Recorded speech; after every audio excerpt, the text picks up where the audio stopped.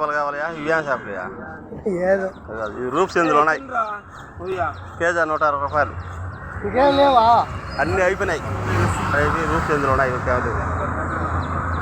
ఇదో ఈ చేప ముందు ఉద్యోగంలో ఉన్నాయి మేమంతా కూడా తీసుకోరా ఈ చేప అండి సంచులు వేసుకెళ్ళు మేము కూడా తీసుకుంటాం కదా పొందుతున్నారు ఏమో అని వేసుకొస్తాం పాపం పిల్లకాయలు లేరు ఇంకా ఆమె ఒకటే చేయాలా వేస్తాను కొంత